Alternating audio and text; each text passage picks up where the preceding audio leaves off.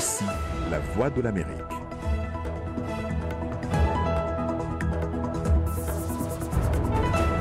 Mesdames, Messieurs, bonsoir. Bienvenue dans Le Monde aujourd'hui. Les titres de votre journal. En RDC, l'opposition fait front commun pour exiger non seulement le retour de Moïse Katumbi, mais aussi des élections transparentes. Au Mali, l'ONU et l'Union européenne appellent au calme et à la patience dans l'attente des résultats du second tour. Les États-Unis veulent-ils endommager l'économie turque? Le président Recep Tayyip Erdogan le pense et accuse Washington alors que les relations sont tendues entre les deux pays.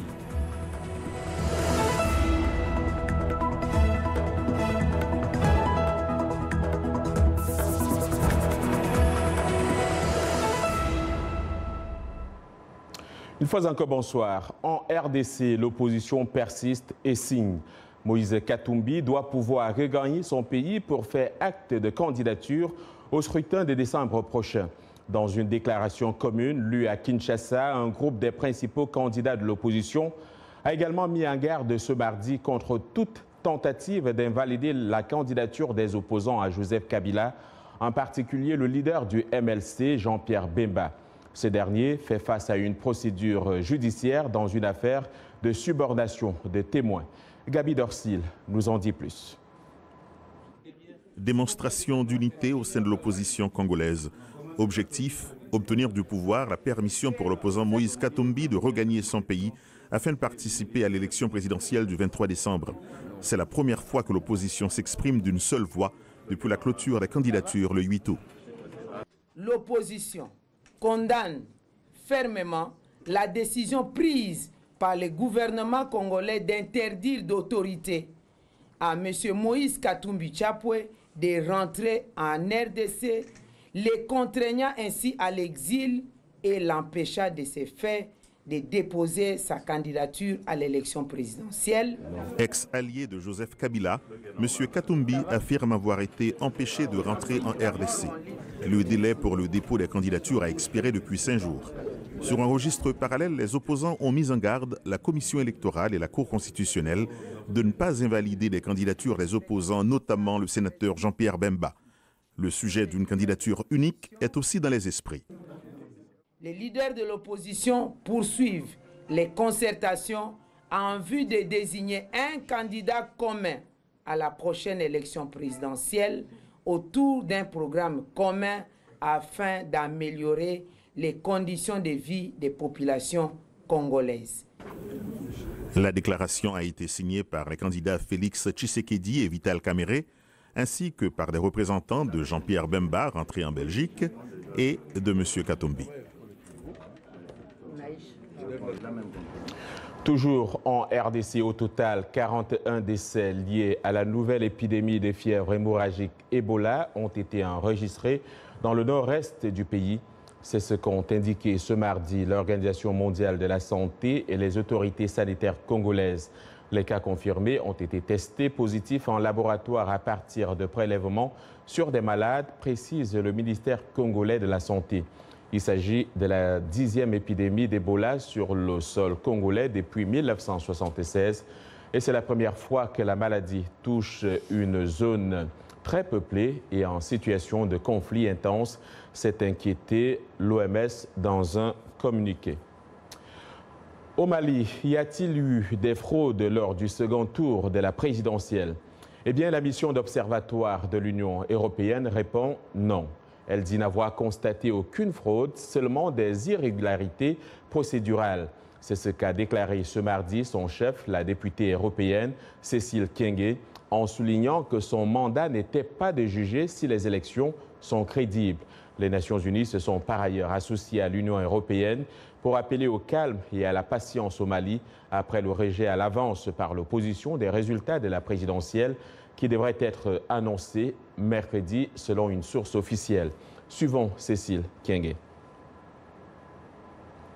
Nous avons remarqué avec satisfaction que les autorités en charge de l'organisation des élections ont apporté des améliorations, C'est ainsi que les exigences de transparence exprimées depuis le premier tour par notre mission ont rencontré un écho partiellement favorable au niveau des autorités électorales.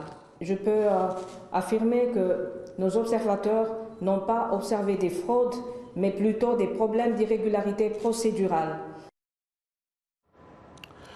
La vie politique au Zimbabwe est au point mort. L'investiture présidentielle ayant été retardée en raison de la contestation judiciaire par l'opposition des résultats des élections du 30 juillet.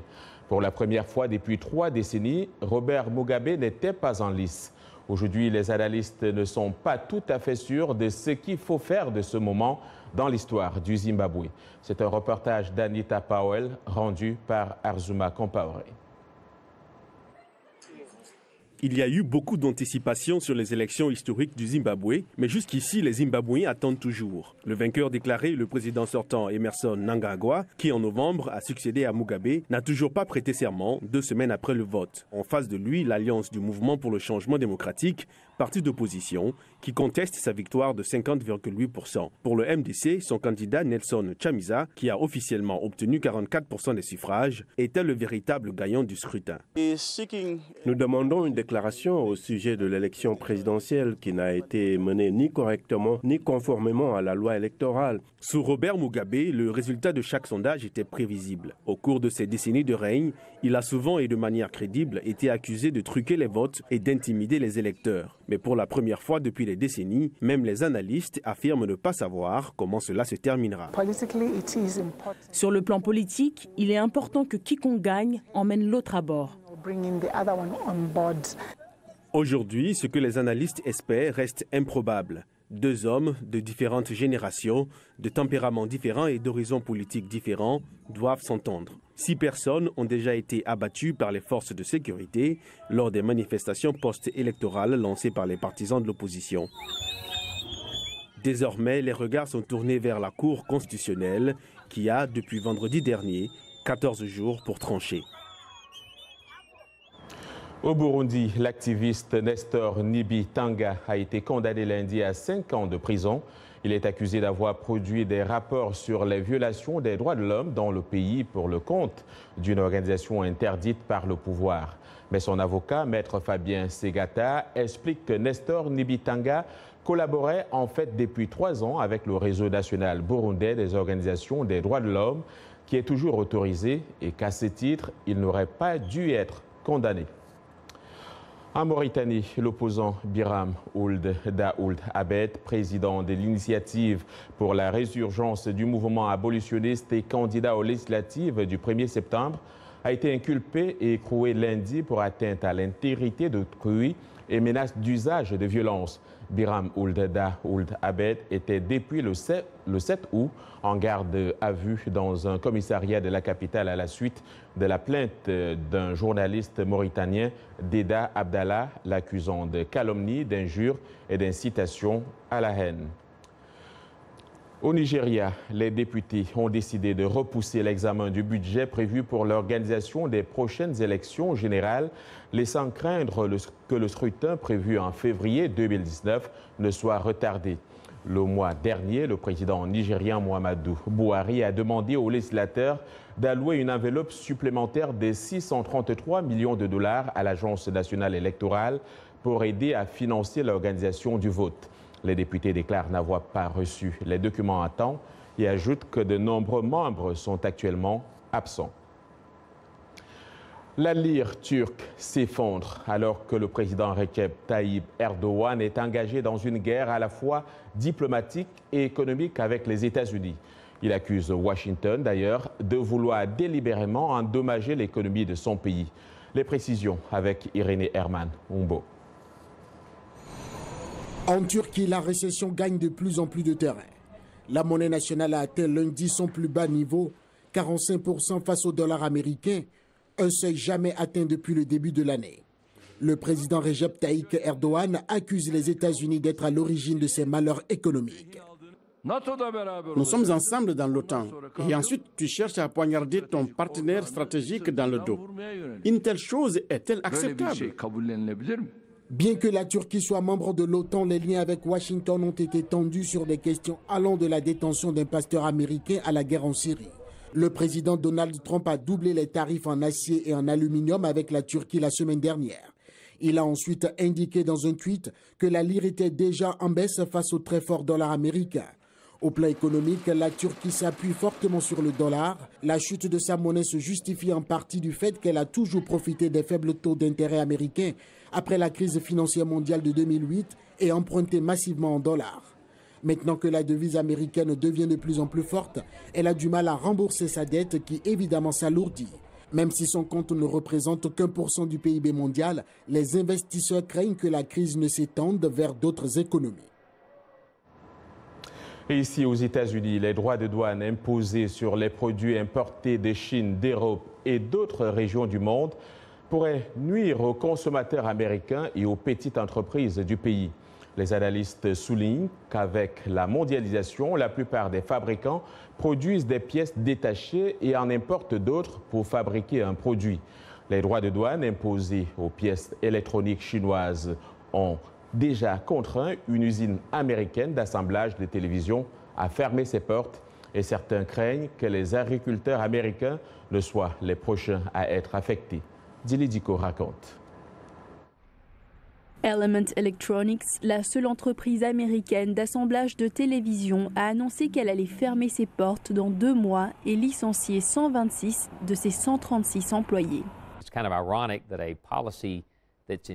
C'est assez ironique qu'une politique ayant pour objectif d'aider les fabricants américains donne lieu à la fermeture d'une usine assemblant des télévisions américaines en Caroline du Sud.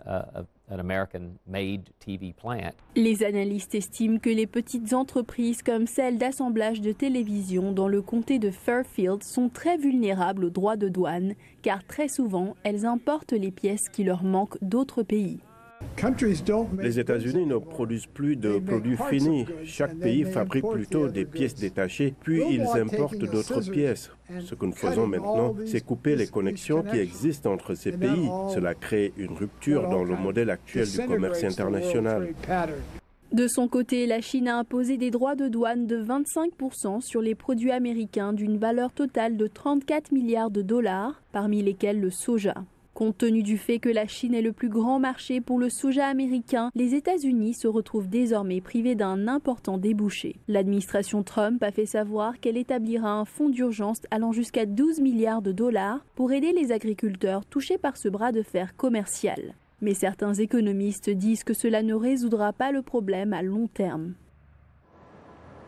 En Grande-Bretagne, les autorités ont qualifié d'attaque terroriste un incident survenu ce mardi lorsqu'une voiture a foncé contre les barrières de sécurité devant le Parlement à Londres, faisant plusieurs blessés. Le conducteur a été sorti du véhicule par la police et arrêté. Le Royaume-Uni a été frappé en 2017 par une vague d'attentats, dont 4 revendiqués par le groupe État islamique, attentats qui ont fait au total 36 morts et 200 blessés. Le premier d'entre eux, le 22 mars, avait précisément été commis avec une voiture bélier sur le Westminster Bridge qui mène au Parlement. En Italie, au moins 30 personnes ont trouvé la mort, selon le ministre italien de l'Intérieur, après l'effondrement d'un viaduc à Gênes. Les pluies torrentielles qui se sont abattues sur la zone seraient à l'origine de cet effondrement. Plus de 200 pompiers sont à l'œuvre pour sauver des vies, a déclaré le ministre de l'Intérieur. Le pont Morandi qui s'est écroulé avait déjà essuyé des critiques dans le passé. Ce pont d'une longueur de 1182 mètres a été inauguré en 1967. Le navire humanitaire Aquarius qui irait en Méditerranée à la recherche d'un port a été autorisé ce mardi à accoster à Malte. Vous regardez Le Monde aujourd'hui en direct de Washington sur VOA Afrique.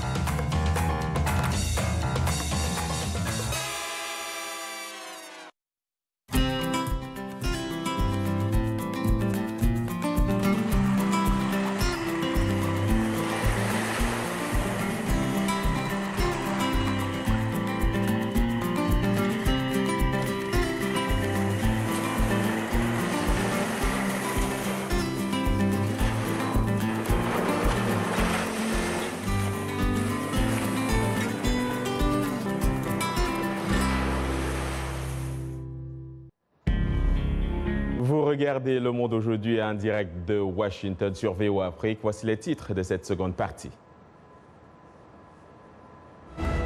En Tunisie, ils étaient plus de 2000, dont de nombreuses femmes, à être descendues dans les rues. Objectif, défendre l'égalité et les libertés individuelles. Baisser le taux de criminalité en offrant une formation professionnelle aux jeunes. C'est la mission que s'est assignée un groupe de la société civile à Madagascar. Football, Samuel Eto'o va finalement poser ses valises au Qatar. L'ancien international camerounais était libre depuis la résiliation de son bail avec Konya Sport.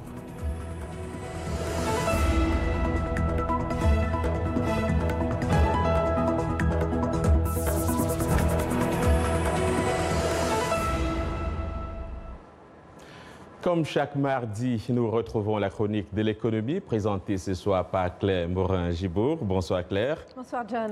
Alors on commence par l'Afrique du Sud, à Johannesburg, où s'est déroulé vendredi et samedi dernier le sommet Chine-Afrique en présence de nombreux chefs d'État. Tout à fait, John. Et dès l'ouverture du sommet, le président chinois Xi Jinping a promis une enveloppe de 60 milliards de dollars d'aide au continent africain sous la forme de prêts. Alassane Ouattara, le président ivoirien, a pris part à un petit déjeuner de travail avec le président chinois. Dans une interview accordée à nos confrères de C7TV, il s'est dit très satisfait de la relation entre la Chine et la Côte d'Ivoire. La Côte d'Ivoire est l'un des tout premiers pays à avoir noué des relations diplomatiques avec votre beau pays, votre grand pays. Et nous avons eu un très bon entretien avec le président Xi Jinping. Et à cette occasion, d'ailleurs, moi j'ai eu l'occasion de lui dire, écoutez, la Côte d'Ivoire est une des plus importantes économies en Afrique. Nous sommes au centre donc, de l'Afrique de l'Ouest. Et les investissements qui se feraient en Côte d'Ivoire profiteront à des centaines de milliers de personnes qui sont non seulement en Côte d'Ivoire, mais qui sont dans les pays voisins. Et donc, nous souhaitons que vous fassiez un effort spécial pour la Côte d'Ivoire. Et c'est ce qu'il a fait. Et Claire, nous restons en Côte d'Ivoire avec la colère des planteurs d'EVA. Saviez-vous, John, que la Côte d'Ivoire était le premier producteur africain de caoutchouc et le 7e mondial? La Côte d'Ivoire a produit plus de 600 000 tonnes donc, de caoutchouc en 2017, production qui devrait augmenter de 20% sur les 3 prochaines années. Eh bien, malgré ces hausses, les EVA-culteurs ont vu leurs revenus divisés par 5, victimes de la surproduction mondiale. L'association des professionnels dénonce également les taxes prélevées par l'État. Alors, allons maintenant en Europe, Claire. L'action du groupe pharmaceutique Bayer, nouveau propriétaire de Monsanto, a perdu plus de 10% à la bourse de Francfort. Et ça, c'est suite à la décision du tribunal de San Francisco qui a condamné Monsanto à payer une amende historique de 289 millions de dollars d'amende à un jardinier qui était atteint d'un cancer. Le jury a estimé que Monsanto n'avait pas informé suffisamment de la dangerosité de son herbicide, le Roundup. Les pesticides et les produits à base de glyphosate sont malheureusement très prisés en Afrique, John. Et on ne pouvait pas finir sans évoquer l'économiste franco-égyptien Samir Amin qui nous a quittés. Oui, Samir Amin est décédé dimanche à Paris à l'âge de 87 ans. En lui rendant hommage, le président sénégalais Macky Sall a salué un homme qui a consacré toute sa vie au combat pour la dignité en Afrique. Il est, entre autres, l'auteur d'un ouvrage intitulé « Le développement inégal », essai sur les formations sociales du capitalisme périphérique. Et voilà pour l'écho. Merci Claire d'être venue. On vous retrouve probablement la semaine prochaine. Merci beaucoup, John. Ici, aux États-Unis, des entreprises se sont longtemps préparées pour une économie fonctionnant sans espèces et plutôt basée sur les cartes de crédit et des débits. Toutefois, cette évolution vers une économie sans argent liquide rencontre parfois des obstacles. Certains membres du conseil municipal de Washington, D.C. estiment que la tendance sans numéraire est allée trop loin et veulent légiférer dans le domaine. C'est un reportage de Maria Bruce et Joy Warner de la VOA. Le récit est de Abdurrahman Dia. Du jus fraîchement pressé. L'entreprise de jus de fruits Drink sert des collations rapides et saines à Washington. Et pas besoin de tâtonner pour payer en cash. Drink ne prend pas d'espèces. Ici, nous utilisons cette application très pratique qui aligne tous nos produits dans l'ordre alphabétique. Elle se connecte à ce lecteur de cartes à portée de main. Vous n'avez donc qu'à insérer votre carte dans cette fente et dès que c'est fait, elle signe et c'est tout. Payer sans espèces, c'est commode pour les gérants de café. Il n'y a pas besoin de compter manuellement les transactions de la journée et il y a peu de crainte d'avoir été volé. Drink n'est pas le seul à aimer cette pratique. Quand je suis arrivée dans cette entreprise, c'était une surprise pour moi de savoir qu'ils ne prennent pas de cash. Cela rend mon travail de caissière facile et j'aime bien cette idée. Malgré la commodité, ces entreprises sans numéraire pourraient bientôt tomber sous le coup de l'illégalité dans la ville de Washington, D.C. Un membre du conseil municipal, David Grosso, croit que cette trésorerie sans espèces est discriminatoire à l'égard de certaines personnes qui n'utilisent que de l'argent liquide. Près de 30% des résidents de D.C. sont sans service bancaire ou presque, ce qui signifie qu'ils n'ont pas un compte bancaire. Donc, quand vous coupez leur possibilité de manger en disant qu'ils doivent avoir une carte de crédit, je pense que c'est injuste. Il faut arrêter cela. Selon le fournisseur de cartes de crédit TSYS, seuls 12% des Américains préfèrent utiliser du cash. Dans l'État de Massachusetts, les entreprises sont légalement obligées d'accepter du cash. Washington pourrait être le prochain. Un qui manipule beaucoup de cash, c'est celui dont Yacouba Ouedraogo va parler tout à l'heure. C'est un attaquant de pointe. Yacouba, bonsoir. Bonsoir John et bonsoir à tous. Effectivement, non, ce n'est pas fini. Samuel Eto'o va poursuivre sa carrière au Qatar, libre depuis 10 jours, et la résiliation de son contrat avec Kounian Sport. L'ancien international camerounais tient un nouveau point de chute. L'attaquant de 37 ans va poursuivre donc au Qatar. Le club de Qatar SC a annoncé la présentation du Camerounais. Bien que vieillissant, Eto'o pense avoir toujours les moyens pour déranger n'importe quelle équipe. Transfert toujours, l'international français d'origine congolaise Steven Nzonzi, c'est lui engagé pour 4 saisons avec l'AS Rome. Nzonzi, 29 ans, est le premier champion du monde en 2018 à changer de club dans une opération évaluée par la presse à environ 30 millions d'euros, bonus compris. Le Français, aux 9 sélections avec les Bleus, évoluait depuis 2015 au FC Séville. En Afrique, les fédérations nigérianes et ghanéennes de football sous menace de la FIFA. Concernant le Nigeria, l'instance mondiale du football a demandé qu'Amoujevi Melvin Pinnick, président de la Fédération nigériane de football, dûment élu le 30 septembre 2014, retrouve ses fonctions d'ici lundi, tout comme le comité exécutif. Et si cela n'est pas fait, eh bien, l'instance nigériane de football sera alors suspendue avec effet immédiat. Et pour ce qui est du Ghana, le président de la fédération, Kwesi Nyantakyi, a démissionné début juin en raison de soupçons de corruption après des révélations explosives d'une enquête journalistique.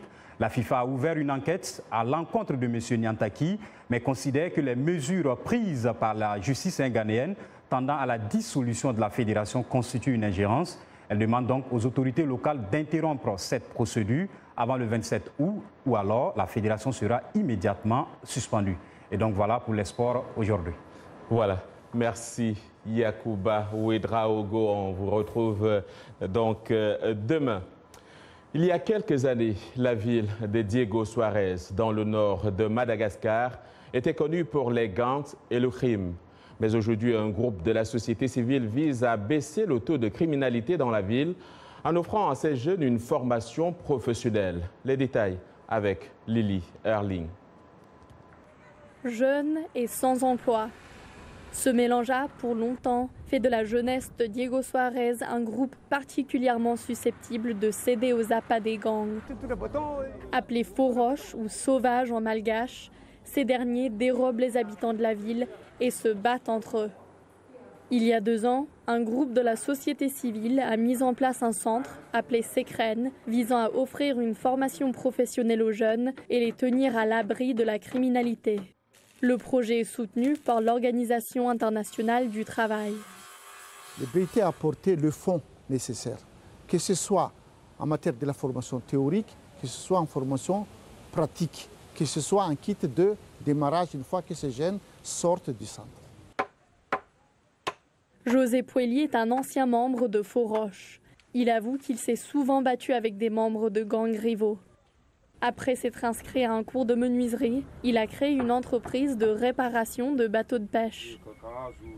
Mon père construisait des bateaux en bois et je voulais faire la même chose que lui. Le projet s'en prend à une longue histoire de violence et un taux de chômage élevé dans la ville de Diego Suarez. Mais depuis 2016, déjà plus de 200 jeunes ont reçu une formation, ce qui leur donne une meilleure chance de trouver un emploi et éviter la prison. Ce lundi 13 août, à l'occasion de la Journée nationale de la femme en Tunisie, l'avenue Habib Bourguiba de Tunis a rassemblé environ 2000 Tunisiens, dont de nombreuses femmes, venues défendre l'égalité et les libertés individuelles et soutenir un rapport récemment présenté au président de la République. Ce rapport, préparé par une commission spéciale, contient des propositions sur l'égalité en matière d'héritage, la dépénalisation de l'homosexualité ou encore la révision du code disciplinaire pénal. Samedi, une manifestation hostile à des propositions de réforme sociale avait rassemblé plus de 5000 personnes à Tunis. On revient sur ces événements avec Mabrouka Kedir. Vêtues de rouge et blanc et portant le drapeau tunisien, des centaines de femmes se sont mobilisées pour soutenir les réformes sociétales prévues. Elles sont venues nombreuses défendre leur cause, choisissant l'égalité homme-femme et rejeter l'extrémisme. La femme tunisienne saura défendre ses droits, elle saura s'imposer dans la société tunisienne et dans le monde. Et puis il y a aussi des hommes qui croient en les femmes tunisiennes. La fête était certes féminine, mais de nombreux hommes étaient également présents pour soutenir les femmes tunisiennes ayant promis de poursuivre leur combat. Je suis bien entendu coréen avec les droits des femmes d'une façon générale et des femmes tunisiennes bien spécialement. Et bien évidemment, vous savez qu'en Tunisie aujourd'hui, il y a un grand débat sur la question des libertés individuelles essentiellement, qui sont aujourd'hui un objet de beaucoup de menaces. Égalité même devant l'héritage et le droit d'épouser un non-musulman. Une demande rejetée par les islamistes lors d'une première collective organisée le samedi 11 août. Ces derniers ont exprimé leur refus pour l'égalité successorale qu'ils considèrent comme contradictoire aux préceptes coraniques. Mabrouka Kedir pour VOA Afrique, Tunis. Et donc, c'est avec cette information que s'achève ce journal. Merci de l'avoir suivi. J'aurai le plaisir de vous retrouver demain, Dieu voulant, même heure sur cette même chaîne. Bonne fin de soirée à toutes et à tous.